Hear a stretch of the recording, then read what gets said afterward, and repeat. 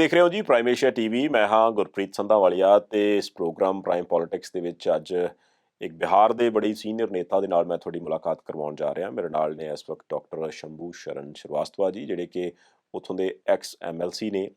ਇਸ ਤੋਂ ਇਲਾਵਾ ਲਾਲੂ ਪ੍ਰਸਾਦ ਯਾਦਵ ਹੋ ਗਏ ਜਾਂ ਸੁਸ਼ੀਲ ਕੁਮਾਰ ਮੋਦੀ ਹੋ ਗਏ, ਉਹਨਾਂ ਨਾਲ ਜਵਾਨੀ ਵੇਲੇ ਇੱਕ ਵਾਮਪੰਥੀ ਨੇਤਾ ਦੇ ਤੌਰ 'ਤੇ ਉਹਨਾਂ ਨੇ ਬਹੁਤ ਕੰਮ ਕੀਤਾ ਤੇ ਬਿਹਾਰ ਦੀ ਰਾਜਨੀਤੀ ਦੀ ਨਬਜ਼ ਨੂੰ ਬੜੀ ਚੰਗੀ तरह समझते हैं। सब तो पहला अपन का स्वागत करते हैं। डॉक्टर शंभू, प्राइम मिनिस्टर पर आपका बहुत स्वागत सर। धन्यवाद धन्यवाद धन्यवाद। डॉक्टर शंभू, पहले तो ये जानना चाहूँगा कि इस वक्त बिहार में इलेक्शन है, तो इलेक्शन में माहौल क्या है? पहले से कुछ अलग सुनने में आ रहा है, वाकई में अलग है जी? जी, बहुत कुछ अलग है। काफी समय के बाद जी।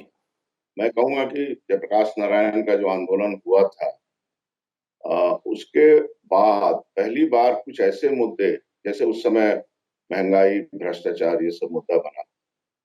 तो पहली बार जो जनता के मुद्दे हैं, असली मुद्दे हैं, जैसे रोजगार, जैसे महंगाई, भ्रष्टाचार तो एक मुद्दा रहता ही है हर चुनाव में। जी। इसके अलावा बिहार से खास तौर से पलायन, माइग्रेशन, जो लार्ज स्केल माइग्रेशन तो होता है, लेकिन लार्ज स्केल माइग्रेशन जो हुआ है, इसके अलावा एजुकेशन, हेल्थ, ये सब मुद्दे अब जो है, या इरिगेशन, जी।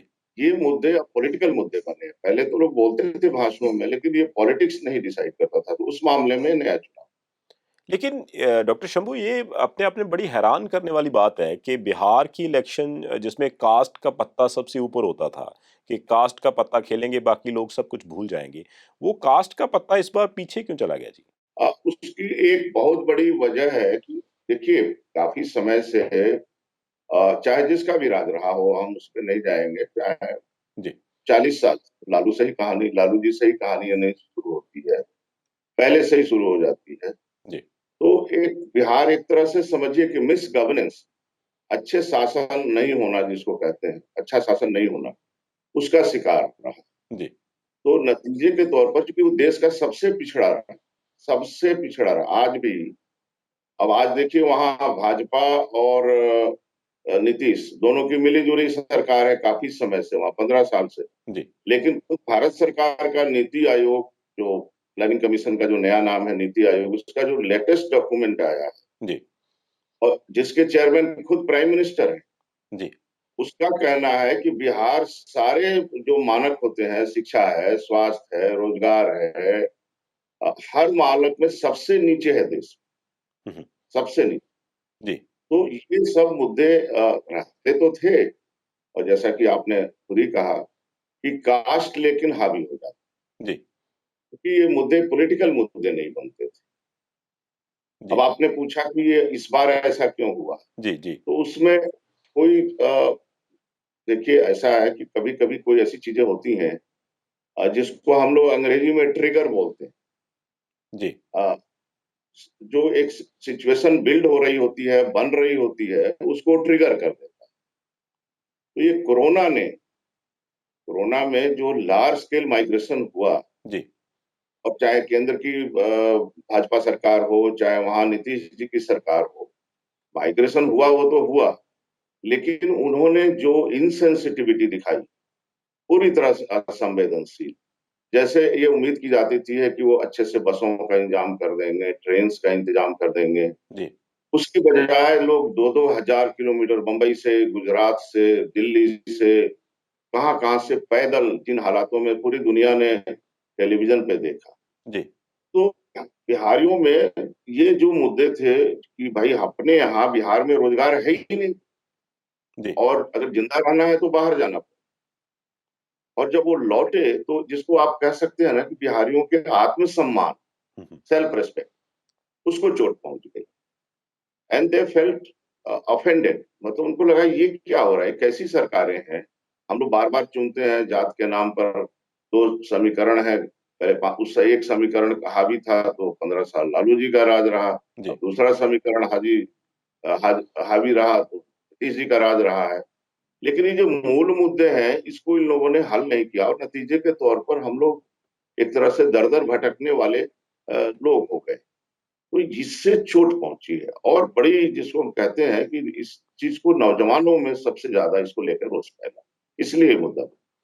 अच्छा, जब आप नौजवानों की बात करते हैं तो इसमें एक एक बात और देखने वाली है बिहार इलेक्शन में इस बार कि जो एक जनरेशन है वो चेंज हो रही है। मैं दोबारा सभी मुद्दों पर आऊंगा, लेकिन इससे पहले मैं वो जनरेशन की बात भी करना चाहूंगा, क्योंकि लालू जी की बात करें तो लालू जी ने जो किया अपने काल में उसके लिए उनको सजा मिल गई, लेकिन उनके बेटे के पीछे नौजवानों का हजूम या जो यंग जनरेशन है वो तेजस्वी यादव करती हुई भीड़ें जुड़ रही हैं। तो उसका क्या कारण है? कोई करिश्माई है उनकी शख्सियत, जहाँ जो मुद्दा है, जो नब्ज़ है इस वक़्त बिहार के नौजवान की, उसको पकड़ लिया उन्होंने? आपके जो सवाल है वो बड़ा अच्छा सवाल है, मैं इसको मानता जी, हूँ। चूँकि सिर्फ़ 5-6 महीना पहले अगर किसी से भी आप बात करते बिहार में, जी, चाहे वो राजनीति के जानकार हों, सामाजिक चीज़ों के जानकार हों या आम आदमी हो, जी, तो उनका कहना यही होता था कि नीतीश जी के सामने तेजस्वी क्या है? जी, और लालू जी जेल में हैं और तेजस्वी में लीडरशिप की क्षमता नहीं है। ये हर आदमी आपको कहता मिलता है, बिल्कुल सिर्फ सही। 4-5 में। जी, जी, जी, जी, लेकिन जिस दूसरी तरफ आपने इशारा किया कि यंगर जनरेशन में जो ट्रांजिशन हुआ है वो एक तरह से सडन हो रहा है। जी। क्योंकि उन्होंने जो आपने बात कही नब्ज पकड़ लिया हुँ, हुँ। कि किस चीज में नौजवानों में सबसे ज्यादा परेशानी है। जी, क्योंकि वो ये रोजगार करने वाले लोग ज्यादातर 18 से लेकर के 32-35 तक के लोग हैं। जी, तो चाहे घर पे अगर रोजगार नहीं है तो बाहर जाते हैं। पढ़ने के लिए सुविधा घर पे नहीं है, बिहार में नहीं है तो बाहर जाते हैं। तो यही उम्र है ना। बिल्कुल सही। इन उम्र की भावनाओं को समझ जैसे ही उन्होंने समझा, वो अचानक बड़े नेता हो गए। जी, क्योंकि वो एक साथ करोड़ों नौजवानों की भावनाओं के साथ आप ये याद रखिए जी, बिहार देश का एक अकेला राज्य है जहाँ नौजवानों की पॉपुलेशन देश में जी, सबसे ज्यादा 35 साल से नीचे के नौजवानों की संख्या लगभग 60%। जी, तो एक बार उनकी नब्ज पकड़ ली तो नेता हो गए। और दूसरी तरफ चिराग जी पासवान जो है, जिनके बारे में आपने कहा, वो भी रामविलास जी का जब हेल्थ नीचे जा रहा था तो रामविलास जी ने उनको बना दिया। लेकिन नेता नहीं बने थे, अब वो नेता बन रहे। बिल्कुल सही। अच्छा, डॉक्टर शंभू, फिर दोबारा वहीं पर जाते हैं जहाँ से बात शुरू की थी कि अगर माइग्रेशन इतना बड़ा मुद्दा बन गया, जैसे आपने कहा कि जो बिहार का बंदा है, जो भी वहाँ से निकला है, बिहार का रहने वाला, उसको लगता है कि मेरे आत्मसम्मान पर ठेस पहुँची है। जो कुछ भी कोरोना में हुआ, जैसे मैं था, मेरे बच्चे थे, जैसे अपने पूरे परिवार को लेकर मैं सैकड़ों मील चला, रात को कहीं पर भी रुकना पड़ा, कभी ट्रक में चढ़ गए, कभी सड़क पर लेट गए। तो वो जो कुछ भी है, वो गुस्सा ऑल ओवर बिहार में है, जहाँ जो माइग्रेटेड मज़दूर थे दूसरे स्टेट से गई हुई, सिर्फ़ उन्हीं में है। मेरा सवाल फिर क्लियर कर दूँ कि जो लोग बिहार में रहे हैं, जो बाहर नहीं आए, वो भी इस बात को समझते हैं, जहाँ जो लोग वहाँ से चलकर एक बार बाहर गए थे, फिर वहाँ वापस आए, वही समझते हैं? नहीं, दूसरा एक असल प्रॉब्लम यह है कि सिर्फ माइग्रेंट्स में नहीं है। माइग्रेंट्स जो हैं, जी, पहली बात एक चीज हम लोग बिहार के लोग भी मानते हैं कि माइग्रेशन कोई ऐसी चीज नहीं है जो अपने आप में गलत है। जी, लोग जीवन में तरक्की के लिए माइग्रेशन करते रहे हैं और इतिहास में बराबर से करते रहे। जी, लेकिन सवाल तो है, असल सवाल जो बिहार में खड़ा हुआ है कि माइग्रेशन किस लिए? अगर आप अपनी जिंदगी में तरक्की चाहते हैं और माइग्रेशन करें, वो आपका अधिकार है। जी, लेकिन अगर आप 2 जून की रोटी के लिए माइग्रेशन कर रहे हैं, तो वो समस्या है कि जी, लोगों को अगर घर पे रोटी मिल रही है, तो उसके बाद रोटी के बजाय कुछ और बेहतर खाने के लिए अगर वो बाहर जाते हैं, तो उसमें क्या समस्या है? बिल्कुल ठीक है। तो समस्या वहाँ बिहार में हो गई है कि हमें 2 जून की रोटी के लिए भी बाहर जाना पड़ता है, पढ़ाई के लिए भी बाहर जाना पड़ता है। और तो और अस्पताल नहीं है। आपके पंजाब अगर पंजाब ही में चले जाइए हिंदुस्तान में, जी, जी। वहाँ के जिला अस्पतालों से यहाँ के कई बड़े-बड़े अस्पताल अच्छे नहीं हैं। हुँ, हुँ। क्योंकि क्यों? पूरे बिहार में 12 करोड़ के पॉपुलेशन में सिर्फ 2800 सरकारी डॉक्टर। जी, अब से होगा 70% डॉक्टरों की भर्ती होनी बाकी है, वैकेंसी निकली हुई है। नर्सेज की 70% बहाली होनी बाकी है। जो कंपाउंडर्स हैं या दूसरे जो स्वास्थ्य विभाग में काम करते हैं, इन लोगों की कमी है। सरकार ने पिछले 15 साल में परमानेंट अपॉइंटमेंट, रेगुलर अपॉइंटमेंट किया ही नहीं है।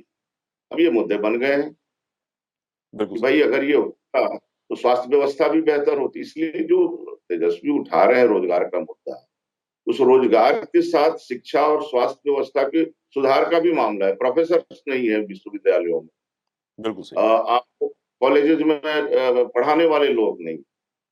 तो अगर रोजगार उस तरह से दिया जाता है तो उससे एजुकेशन सुधरेगा, हेल्थ सुधरेगा, आमतौर पर व्यवस्था सुधरेगी।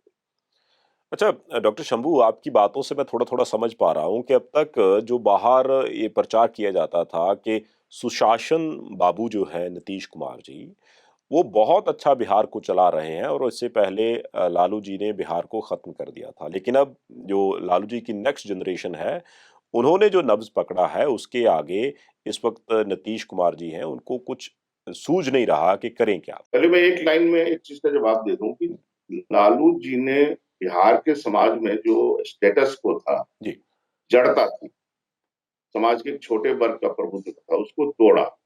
जी। तो अगर वो तोड़ा नहीं जाता तो समाज को आगे बढ़ने का रास्ता ही नहीं। हुँ, हुँ। तो लालू जी ने किया वो सब कुछ नेगेटिव नहीं था, जी, पॉजिटिव। वो सामाजिक न्याय के नाम पर, सोशल जस्टिस के नाम, लेकिन सोशल जस्टिस का एक बहुत ही महत्वपूर्ण कंटेंट होता है इकोनॉमिक जस्टिस। जी, जी, उसको उन्होंने महत्व नहीं दिया। और नीतीश जी का सुशासन का जो चेहरा आया वो इसलिए कि पहले 5 साल में इस बात को कहूंगा, इन्होंने इकोनॉमिक जस्टिस के एजेंडे को आगे बढ़ाया। सड़कें बनवाई, बिजली की व्यवस्था करना शुरू किया, और जिसको कहते हैं इंफ्रास्ट्रक्चर, वो डेवलप करना शुरू किया। जी, तो इकोनॉमिक एजेंडा पे बढ़े तो सही 2010 तक, और जी, नतीजे के तौर पर 243 में एनडीए को 210 सीटें मिली। जी, लोग खुश हो गए कि पहली बार कुछ इकोनॉमिक जस्टिस, कुछ इंडस्ट्रियल डेवलपमेंट, कुछ इंडस्ट्रियल तो नहीं, इंफ्रास्ट्रक्चर डेवलपमेंट हो। जी, जी। उसके बाद जो मेन एजेंडा था रोजगार का, उसको भूल गए। हुँ, और फिर वापस वो इकोनॉमिक जस्टिस की बजाय अपने लिए वोट बैंक बनाने में, दलित में, महादलित, पिछड़ा में, अति पिछड़ा, इसमें फंस गए।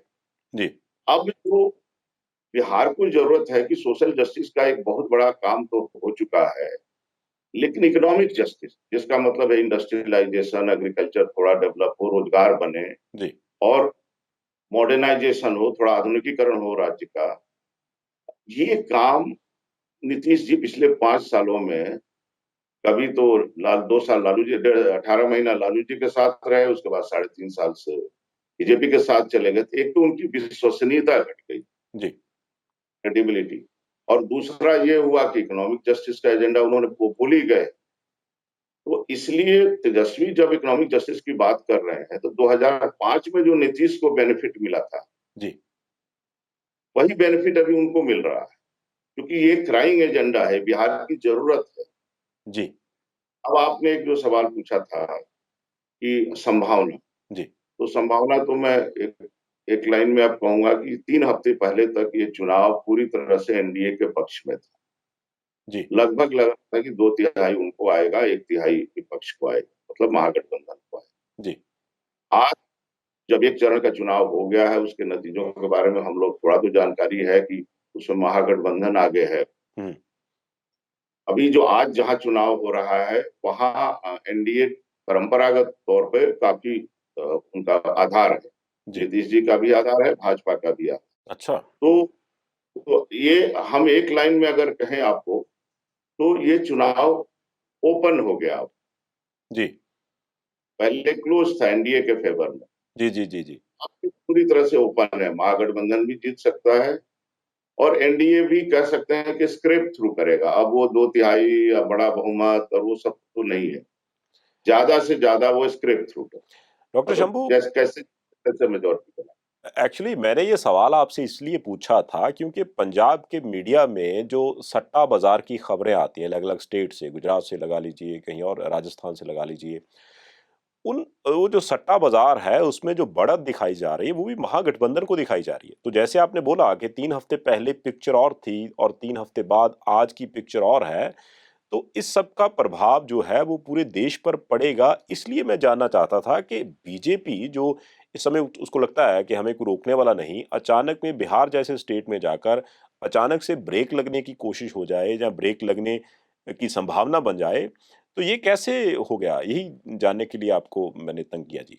देखिए, भाजपा को की समझ थी कि जो एंटी इनकम्बेंसी है, जी, वो सिर्फ नीतीश कुमार के खिलाफ, जी, और उन्होंने एक तरह से चिराग पासवान को परोक्ष रूप से इनडायरेक्टली बढ़ावा देकर बहुत होशियारी से एंटी इनकम्बेंसी जो एनडीए सरकार के खिलाफ, जी, केंद्र और राज्य दोनों, उसको उन्होंने मोड़ने की कोशिश कर दी सिर्फ नीतीश की तरफ। जी, अब भाजपा को एहसास हो रहा है कि एंटी इनकम्बेंसी उनके खिलाफ भी है बिहार। जी, तो मोदी जी को वो कहते हैं कि ठीक है, राष्ट्रीय स्तर पर इनका कोई विकल्प नहीं है, लेकिन मोदी जी यहाँ मुख्यमंत्री नहीं बनने वाले हैं, हुँ, हुँ, और उनके पार्टी के लोगों पे हमको भरोसा नहीं है। जी, तो विश्वसनीयता के समय वो समझते हैं कि जो इशू उठा रहे थे तेजस्वी, वो बड़ा अच्छा मुद्दा उठा रहे। अब रहा, आपने एक बहुत अच्छा सवाल पूछा। ये मेरा, अगर आप व्यक्तिगत अभी ओपिनियन मांगिएगा, जी, तो ऐसा मुझे लग रहा है कि आम तौर पर बिहार के चुनाव में एक तरफ वो दे देते हैं बहुमत। जी, और अगर कोई ऐसी चीज ना हो रही हो जो हम लोगों को एकदम समझ में नहीं आ रही है, तो हमको लगता है कि महागठबंधन जीत रही जी, है। कांग्रेस की वजह से थोड़ी कमजोरी है, कांग्रेस ने बहुत सारा सीट ले लिया, उनके पास संगठन नहीं था, ताकत नहीं थी, उम्मीदवार अच्छे नहीं है। इस सब के बावजूद वही एक वीक लिंक है। आरजेडी अच्छा करने जा रही है, लेफ्ट बहुत अच्छा करने जा रहा है।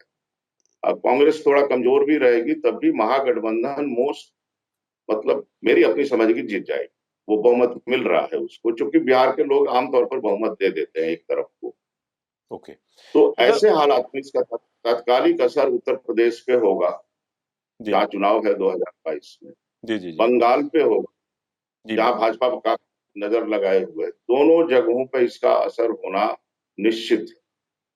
लेकिन डॉक्टर शंभू आपने जैसे कहा कि बीजेपी जो है उसके खिलाफ भी एंटी इनकम्बेंसी बनता है, तो लोगों को ये था कि सबसे पुरानी पार्टी कांग्रेस है, तो नेशनल लेवल पे अगर किसी पार्टी को देखेंगे तो वो कांग्रेस हो सकती है। लेकिन अगर कांग्रेस को भी लोग ज़्यादा पसंद नहीं कर रहे, वहाँ की जो लोकल पार्टीज़ हैं, उनकी तरफ झुकाव है, तो फिर नेशनल लेवल पर जो तस्वीर है वो तो इन दोनों पार्टियों के हिसाब से दोनों के टायर पंक्चर ही नज़र आ रहे हैं जी। ऐसा है कुछ? अभी लोगों को इतना तो भरोसा है कि राज्यों में आप अगर चुनावों पर नजर डालिए, तो झारखंड बगल में है, जी, और प्रधानमंत्री और अमित शाह दोनों वहां पूरी ताकत लगा दी, जी, फिर भी हार गए। मुख्यमंत्री खुद अपना क्षेत्र हार गए, रघुवर दास अपने क्षेत्र में हार गए। जी, जी, तो ये इनकी पूरी ताकत लगाने के बाद यहाँ भी ताकत लगा रहे हैं। तो राज्यों में अगर आप देखिए, हरियाणा में मेजोरिटी थी, खत्म हो गई, जी, दूसरे पे निर्भर।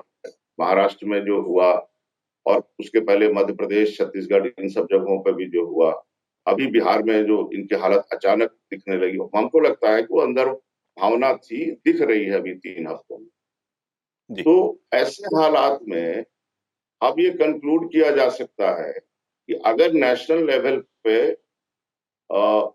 कोई बढ़िया अलायंस बन जाए, और उसका नेतृत्व तो स्वाभाविक तौर पर हमारी समझ है कि कांग्रेस को ही करना होगा, क्योंकि कांग्रेस कम से कम हर जगह है, बाकी लोग नहीं है। जी, जी, बिहार में वो कमजोर है, क्योंकि बहुत समय से उनकी सांगठनिक कमजोरी रही है। लेकिन जहां मौका कांग्रेस को, जहां लोग समझते हैं कि देना चाहिए, वहां दे दे रहे हैं। जैसे मध्य प्रदेश में दिया, छत्तीसगढ़ में दिया, राजस्थान में दिया।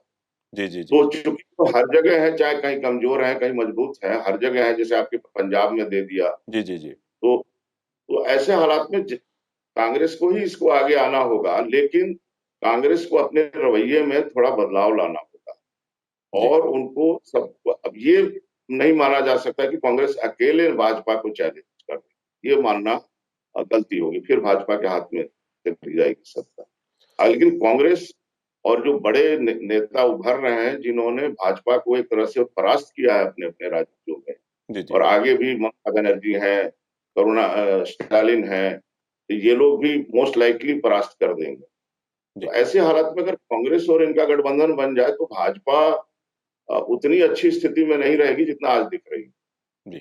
अच्छा डॉक्टर शंभू, जो पिछले टाइम में कुछ फैसले आए थे, उन फैसलों को मेरे ख़्याल से जहाँ-जहाँ पर भी मैंने स्पीच सुनी है प्रधानमंत्री जी की या बीजेपी के और जो भी नेता थे, तो उन्होंने जो धारा 370 को तोड़ने की बात थी, वो भी की। उन्होंने वहाँ पर पुलवामा की बात की, गलवान घाटी की बात की, वहाँ पर सीएए का ज़िक्र किया और इसके साथ-साथ जो फार्म बिल्स हैं, जो अभी एग्रीकल्चर के साथ उन्होंने पहले ऑर्डिनेंस लाए, फिर बिल लाकर कानून बना दिया। वो जो 3 कानून हैं, जिनकी वजह से पंजाब में बवाल है, किसान सड़कों पर हैं, वो सभी कुछ को वहाँ पर जाकर अपनी प्राप्तियाँ गिनवाया, जिस भी रैली में वो गए।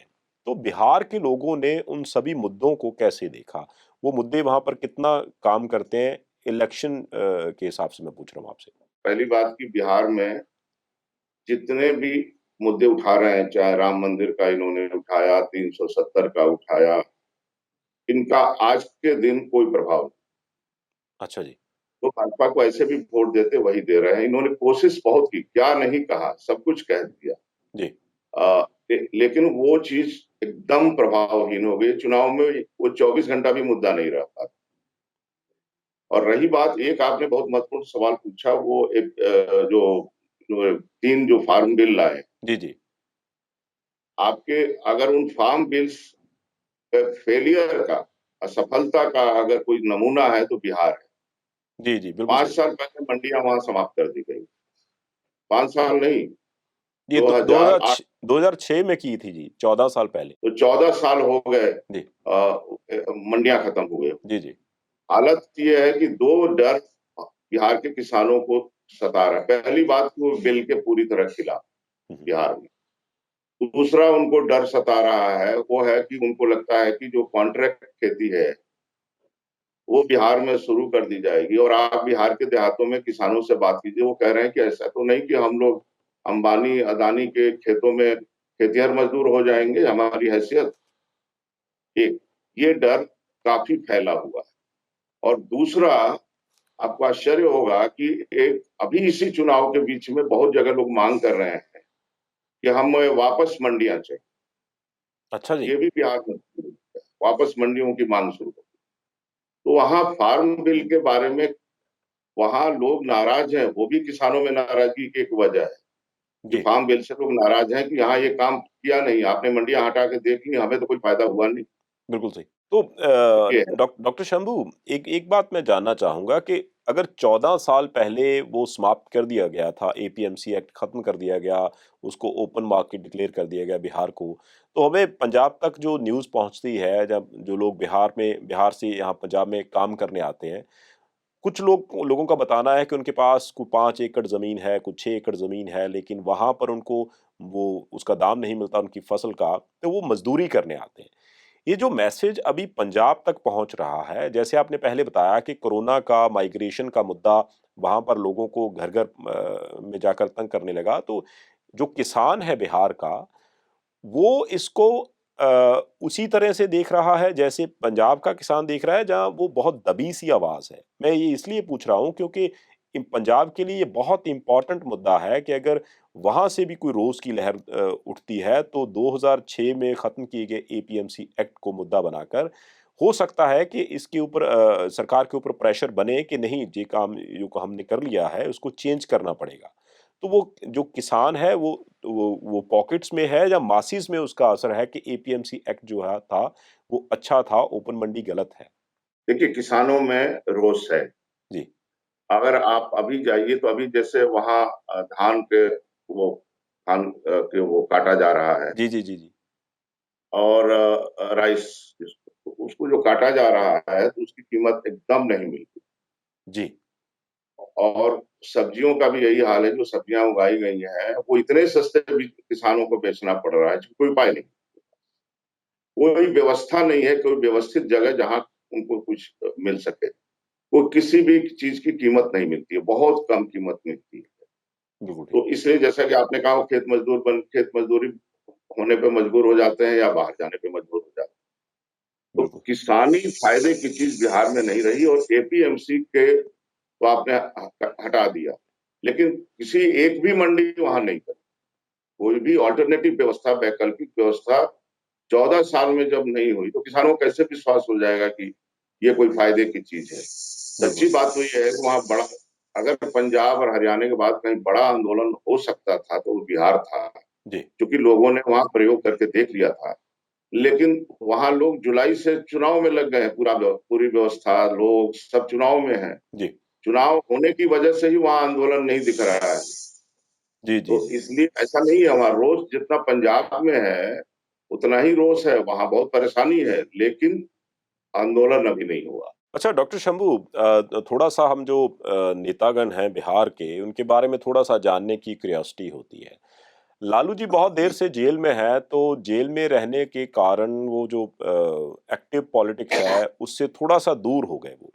लेकिन अब कैसे देखते हैं कि वो जो ठप्पा था उनके ऊपर लगा चारा घोटाला का, वो अब हट गया है, लोग थोड़ा-सा भूल गए हैं उस चीज़ को, या ऐसे देखते हैं कि जो उन्होंने किया था उनको उनके किए की सज़ा मिल गई है, अब सब कुछ ठीक है, इसीलिए तेजस्वी यादव को लोग आगे लाना शुरू कर दिए हैं। थोड़ा-सा इसके बारे में बताइए कि लालू जी का अब एज़ ए पर्सनल नेता, बिहार के नेता, कैसा प्रभाव है बिहार में? वहां बिहार के किसानों के न, बिहार की जो गरीब जनता है, लालू जी उसके नेता थे और अभी उसके बड़े हिस्सा के नेता। जितना बाकी लोग परेशान हो जाते हैं क्योंकि उनको लगता है कि गलती उन्होंने की, सजा उनको मिलेगी। जी, अब दूसरा भाव है, उसके बाद जो बड़े बड़े घोटाले हुए हैं, क्योंकि आपको ध्यान दिला दें जी। कि खुद प्रधानमंत्री 2015 में नीतीश सरकार के 35 घोटालों को पढ़ करके सुनाते थे मीटिंग में। जी, जी, जी। अब उनके विरोधी कह रहे हैं कि उन 35 घोटालों के करने वाले के साथ तो अब सरकार में बैठे हुए हैं। तो जो धार थी कि करप्शन का एक ही उदाहरण है, जी, वह लालू यादव को धार कुंद हो गई। हुँ, ऊपर से वो जेल में है, सजा मिल गई है, वो पिछले 3 से 8 साल से जेल में। जी, तो अब वो मुद्दा नहीं है उस तरह से। लालू यादव का भ्रष्टाचार चाहे भाजपा जितनी कोशिश करे, मुद्दा नहीं बन पा रहा है, क्योंकि लोग बार बार कह रहे हैं कि वो 35 घोटाले जो आप ही गिनाते थे मीटिंगों में बिल्कुल सही, नीतीश सरकार के, उसका क्या? सही बात। अच्छा तो डॉक्टर इस शंभू, पासवान जी के जाने के बाद चिराग पासवान को जैसे आपने बोला कि बीजेपी इनडायरेक्ट वे से उठाने की कोशिश कर रही है, उनको उनकी पार्टी को कैसे देखते हैं? देखिए, शुरू में कहा गया कि रामविलास जी की इच्छा के विरुद्ध में चिराग पासवान जो है हटे हैं इसमें, और ये बार बार भाजपा नेताओं ने कहा कि अगर रामविलास जी स्वस्थ होते तो आज एनडीए के हिस्सा होते। जी, चिराग पासवान ने बार बार इस चीज को कहा है कि एक्चुअली मुझे मेरे पिताजी ने कहा कि तुम यंग हो और नीतीश कुमार तुम्हारी पॉलिटिक्स को खत्म कर रहे हैं, हुँ, दलितों की पॉलिटिक्स को खत्म कर रहे हैं, क्योंकि उन्होंने एक महादलित कैटेगरी बनाई। जी, 23 जातियां हैं दलितों की, उसमें 22 को डाल दिया महादलित कैटेगरी में और सुविधाएं दे दी, और एक छोड़ दिया, उसका नाम वो पासवान जाति है जो लगभग 5% आबादी का है बिहार। जी, तो रामविलास जी को, चिराग सबको लगा कि ये तो क्या है, ये तो आप हमारी राजनीति के आधार को खत्म कर रहे हैं। जी, तो उससे जो उपजा अविश्वास, एक दूसरे के प्रति जो लैक ऑफ ट्रस्ट हुआ, वो उसकी वजह से आज चिराग पासवान नीतीश कुमार से अलग हुए। लेकिन इसमें जो भाजपा ने काम किया है, क्योंकि आप देखिएगा, खास बात यह है कि उन्होंने सिर्फ नीतीश कुमार के खिलाफ कैंडिडेट खड़ा है। जी, जी, जी, जी, ऐसा ही। जेडीयू भाजपा के खिलाफ एक भी उनका उम्मीदवार नहीं, सिर्फ 5 सीटों पे, हुँ, हुँ, सिर्फ 5 सीटों पे है जहां उनके लोगों के खिलाफ इन्होंने खड़ा कर दिया था, 5 सीटों पे। जी, बाकी 115 सीटों पर जदयू के खिलाफ उन्होंने कैंडिडेट, और ये भी आपको बता दें उसमें से 30 वैसे हैं जो भाजपा के बड़े नेता, जिनको टिकट नहीं दिया गया, वहां से लड़ रहे हैं। बिल्कुल सही। तो स्वाभाविक है कि लोग समझते हैं कि वो अपने को अलग कर रहे हैं, लेकिन अभी एक साथ वो कई लड़ाइयां नहीं लड़ सकते हैं कि वो आरजेडी से भी लड़ जाए, नीतीश से भी लड़ जाए। तो तात्कालिक तौर पर भले भाजपा के साथ वो दिख रहे हैं कि वो भाजपा के साथ है, नीतीश के खिलाफ है, लेकिन अंत में लड़ाई तो लड़ाई है ना। बिल्कुल सही।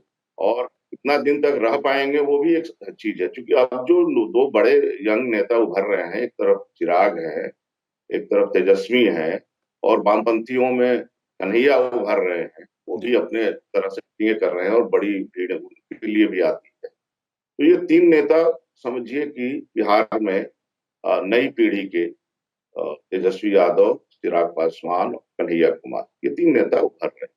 अच्छा, डॉक्टर शंभू, आपने कन्हैया कुमार की बात की। जो बीती लोकसभा इलेक्शन थी उसमें कन्हैया कुमार के पीछे बहुत से लोग थे, लेकिन जैसे ही उनकी टक्कर हुई गिरिराज सिंह के साथ तो कन्हैया कुमार टिक नहीं पाए। लेकिन अब वो इलेक्शन तो नहीं लड़ रहे, लेकिन वो प्रचार में है।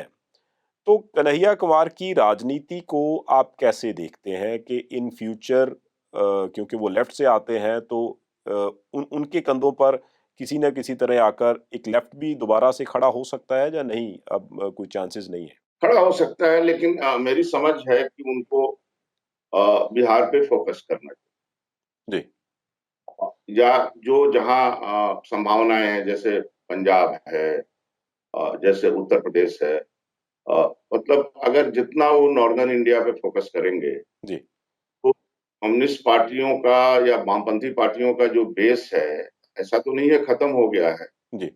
लेकिन उसमें उम्रदराज लोगों की संख्या बढ़ गई। जी। तो उसमें जरूरत है कि नौजवान आए इन पार्टियों में, और इस काम में कन्हैया कुमार बड़ी भूमिका अदा कर सकते हैं, क्योंकि उनके एक व्यक्तित्व का निर्माण हो गया है। उनकी एक जिसको कहते हैं ना, भाजपा विरोधी, मोदी विरोधी एक व्यक्तित्व, सांप्रदायिकता विरोधी जी। एक व्यक्तित्व का निर्माण हो गया है। अगर वामपंथी पार्टियां उनका उपयोग ठीक से करें और खुद वो भी थोड़ा अ, आधार पे काम करें, जी। मतलब जैसे चुनाव नहीं भी है जी। जी। तब भी अगर थोड़ा ग्राउंड पे काम करें, तो उनमें संभावना बहुत है। Is a man of possibility.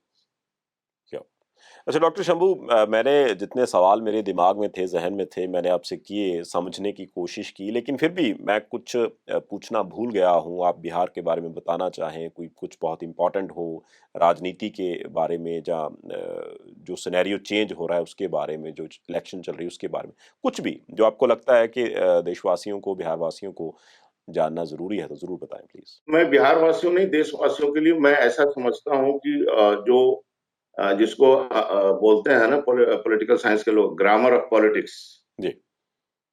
तो राजनीति का व्याकरण, बिहार का जो अभी का चुनाव है वो राजनीति के व्याकरण को बदलने वाला चुनाव। हुँ, हुँ। बिहार, हिंदुस्तान के इतिहास में जो जनता के मौलिक मुद्दे हैं, मूलभूत मुद्दे हैं, जो उनके जीवन को रोज बरोज प्रभावित करते हैं, जी। ये पॉलिटिक्स के हिस्सा नहीं थे, ये भाषण के हिस्सा। जी, जी, जी, जी। चुनाव में अब देखिए, उठाया तेजस्वी यादव ने, पहले मजाक उड़ाया प्रधानमंत्री और मुख्यमंत्री दोनों ने, और जी, अब दोनों रोज रिएक्ट कर रहे हैं। बिल्कुल सही। तो इसका मतलब कि वो एक नैरेटिव सेट उन्होंने किया जिसके उनके पिच पे लोग आ गए।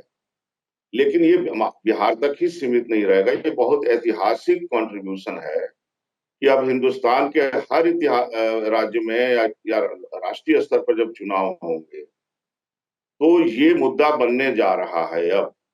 तो हुँ, हुँ। एक सेंस में इस चुनाव का एक बहुत ही अच्छा आउटकम निकलेगा कि grammar of politics positive direction. अभी तक क्या है, भावनात्मक मुद्दे हैं, जी, जी, जी। कोई धार्मिक मुद्दा उठा दिया, कोई जातीय मुद्दा उठा दिया, कोई हल्के फुल्के मुद्दे उठा दिए, राष्ट्रीय सुरक्षा को के नाम पे राजनीति करना, सेना के नाम पे राजनीति करना, शहीदों के नाम पे राजनीति करना, जी, जी। मतलब जो भावना की राजनीति की बजाय जो जनता की मौलिक आवश्यकताएं हैं, रोजगार की, बेहतर जिंदगी की, ज्यादा आय की, जी। अच्छी शिक्षा की, अच्छे स्वास्थ्य सुविधा की, इन चीजों या अच्छे इंफ्रास्ट्रक्चर की, ये राजनीति के मुद्दे अब होने जा रहे हैं, ऐसा मुझे लग रहा है। उस सेंस में बिहार का इलेक्शन बहुत प्रभावी है। जी। डॉक्टर शंभू, आपने हमारे लिए टाइम निकाला और इतनी डिटेल में बताया कि बिहार की जो चल रही इलेक्शन है उसमें क्या कुछ नज़र आ रहा है और उसका देश पर क्या प्रभाव पड़ेगा। आपने टाइम दिया उसके लिए बहुत शुक्रिया आपका, धन्यवाद। नहीं, आपको भी बहुत बहुत शुक्रिया। आप बहुत ही अच्छे सवाल करते हैं, इसके लिए आपको बहुत बहुत धन्यवाद। बहुत शुक्रिया सर, थैंक यू जी। ਤਾਂ ਇਹ ਸੀ ਜੀ ਆਪਣੇ ਨਾਲ ਡਾਕਟਰ ਸ਼ੰਭੂ ਸ਼ਰਨ ਸ੍ਰੀਵਾਸਤਵਾ, ਜਿਹੜੇ ਕਿ ਇਸ ਵਕਤ ਬਿਹਾਰ ਦੀ ਰਾਜਨੀਤੀ ਦੇ ਵਿੱਚ ਕੀ ਕੁਝ ਚੱਲ ਰਿਹਾ ਆਪਾਂ ਨੂੰ ਬੜੀ ਡਿਟੇਲ ਦੇ ਵਿੱਚ ਉਹਨਾਂ ਨੇ ਸਮਝਾਇਆ। ਤੇ ਅਸੀਂ ਆਸ ਕਰਦੇ ਹਾਂ ਕਿ ਪ੍ਰਾਈਮ ਏਸ਼ੀਆ ਟੀਵੀ ਦੀ ਤਰਫੋਂ ਤੁਹਾਨੂੰ ਬਿਹਾਰ ਦੀ ਰਾਜਨੀਤੀ ਦੀਆਂ ਅੰਦਰੂਨੀ ਗੱਲਾਂ ਤੁਹਾਡੇ ਸਨਮੁਖ ਜਿਵੇਂ ਲਿਆਉਣ ਦੀ ਅਸੀਂ ਕੋਸ਼ਿਸ਼ ਕੀਤੀ ਹੈ, ਤੁਸੀਂ ਇਹਨੂੰ ਪਸੰਦ ਕੀਤਾ ਹੋਏਗਾ ਐਂਡ ਇਹਦੇ ਤੋਂ ਸਮਝਣ ਦੀ ਕੋਸ਼ਿਸ਼ ਕੀਤੀ ਹੋਏਗੀ ਕਿ ਆਉਣ ਵਾਲੀ ਰਾਜਨੀਤੀ ਦੇਸ਼ ਦੀ ਜਾਂ ਪੰਜਾਬ ਦੀ ਕਿਵੇਂ ਦੀ ਹੋ ਸਕਦੀ ਹੈ। ਸੋ ਆਪਣੀ ਫੀਡਬੈਕ ਸਾਡੇ ਤੱਕ ਜ਼ਰੂਰ ਪਹੁੰਚਾਉਂਦੇ ਰਹਿਣਾ ਜੀ। ਦੇਖਦੇ ਰਹਿਣਾ ਪ੍ਰਾਈਮ ਏਸ਼ੀਆ ਟੀਵੀ, ਤੁਹਾਡਾ ਆਪਣਾ ਤੁਹਾਡੇ ਲਈ।